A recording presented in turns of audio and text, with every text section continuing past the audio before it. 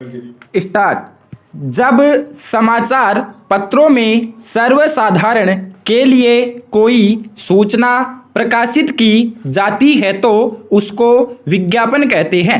Stop. यह सूचना नौकरियों से संबंधित हो सकती है, खाली मकानों को किराए पर उठाने के संबंध में हो सकती है, किसी औषधि के प्रचार से संबंधित हो सकती है, शादी ब्याह से लेकर पहली प्रतियोगिता तक, अपचार मुर्बे से लेकर अफगान सनो एवं कामनिया हेयर आयल तक जितनी भी प्रचार संबंधी सूचना प्रचार पत्रों में प्रकाशित होती है वह सब विज्ञापन की श्रेणी में आती है। स्टॉप। कुछ लोग विज्ञापन की निरस्ता पर प्रकाश डालते हुए कहते हैं कि यदि कोई वस्तु यथार्थ रूप में अच्छी है तो वह बिना किसी विज्ञापन के अपनी अच्छाई के कारण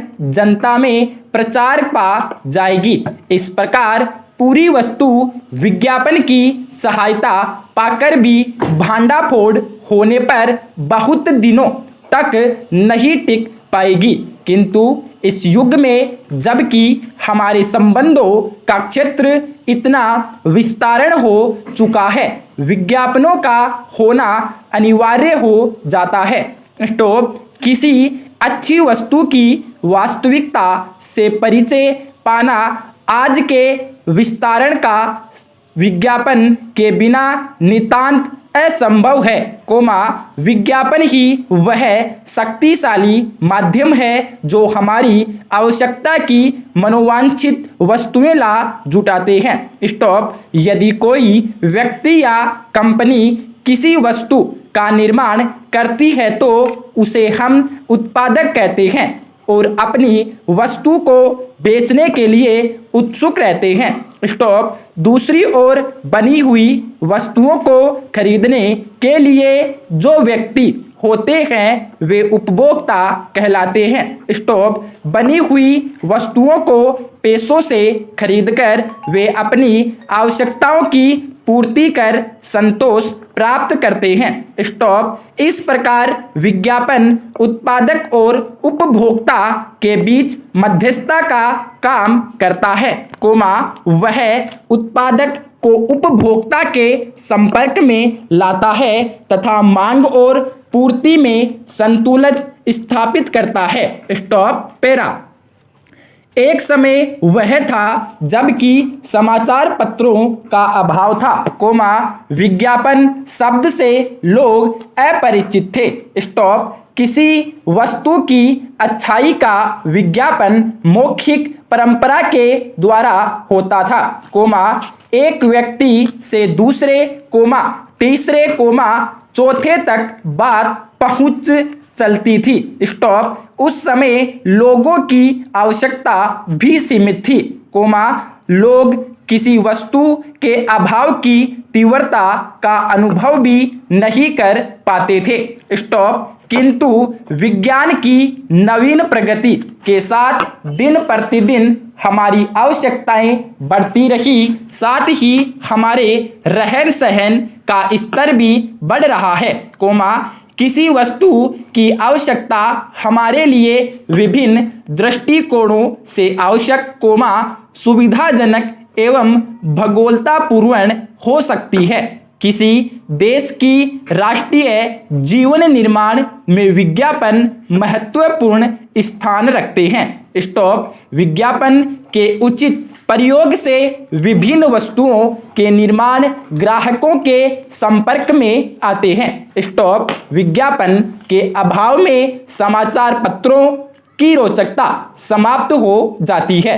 स्टॉप। लोग जिस वस्तु की खोज में रहते हैं विज्ञापन के द्वारा ही उसे कम खर्च में सुविधा के साथ प्राप्त कर लेते हैं।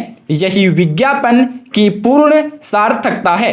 स्टॉप। विज्ञापन के द्वारा कोई भी व्यक्ति अपने व्यापार एवं व्यवसाय में समृद्धशाली हो सकता है। स्टॉप। इसी प्रकार राष्ट्र की समृद्धि व्यापार, वाणिज्य, कृषि एवं उद्योग के क्षेत्र में सस्ते प्रभावपूर्ण विज्ञापनों पर आश्रित रहती है। स्टॉप। उपज का आधुनिक संसार विज्ञापन का संसार है।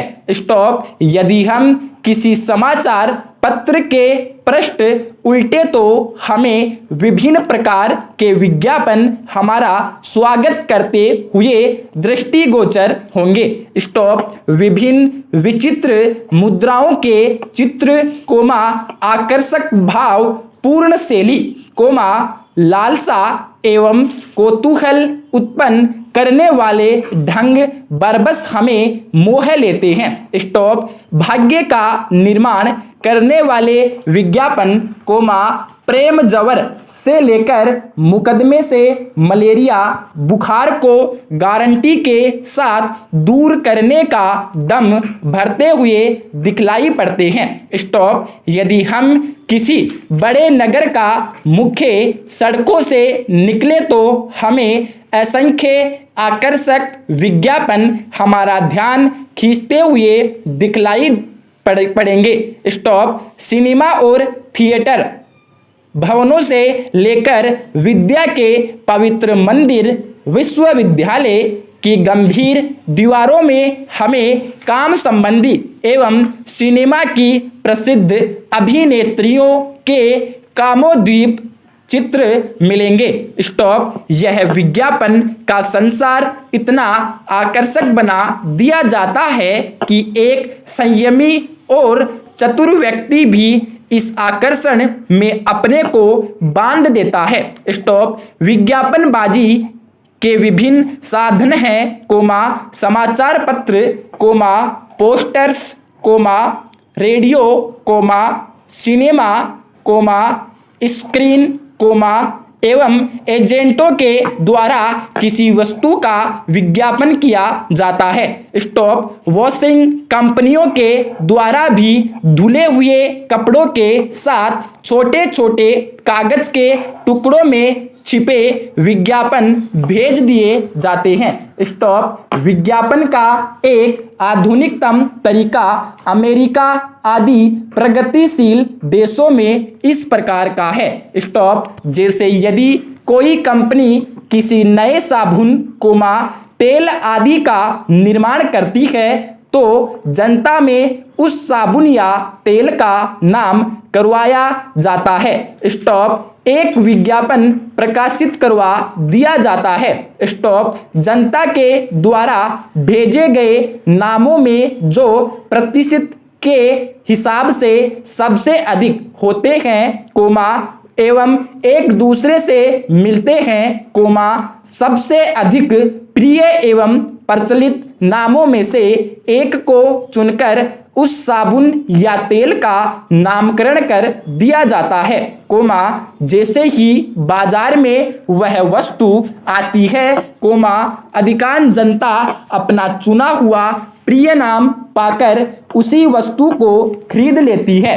इस प्रकार 4-5 हजार रुपये के पुरस्कार के द्वारा उनके विज्ञापन का क्षेत्र अत्यधिक विस्तरण हो जाता है। स्टॉप। हमारे यहाँ लक्ष्य पहेली प्रतियोगिता में सम्मिलित होने के लिए प्रवेश शुल्क लक्ष्य साबुन के ऊपर का कवर ही मांगा जाता है। इस प्रकार से उनकी एक लक्ष्य साबुन की प्रतियोगिता के हिसाब से बिक्री ही हो जाती है। स्टॉप। विज्ञापन को यदि हम व्यापार की आत्मा कहें तो अत्यधिक न होगी। स्टॉप। विज्ञापन के द्वारा व्यापार बढ़ता है, किसी वस्तु की मांग बढ़ती है, बिक्री में वृद्धि होती है एवं सबकी वृद्धि के साथ रहन सहन का स्तर बढ़ता है। स्टॉप। फिल्मी संसार तो पूर्ण रूप से विज्ञापन के ही सहारे जीता है। स्टॉप। यदि किसी खेल के बनाने में 4 लाख रुपए खर्च किए जाते हैं तो कम से कम उसमें आधे रुपये उस खेल के विज्ञापन में अवश्य खर्च किए जाते हैं, निकम्मे खेलों के प्रचार में तो कभी कभी लागत के बराबर रुपया विज्ञापन में खर्च होता है। स्टॉप। आज के युग में कोई भी व्यापार विज्ञापन से वंचित होकर फल फूल नहीं सकता। स्टॉप। विज्ञापन के अभाव में अच्छी से अच्छी वस्तु भी मिट्टी के मोल नहीं बिक पाती। स्टॉप। अपरिचित रहने के कारण अच्छी से अच्छी औषधियाँ भी अपने जीवन की निस्तारणता में सिर धुनते हुए धुन को पौष्टिकता प्रदान करती है। पूर्ण विराम।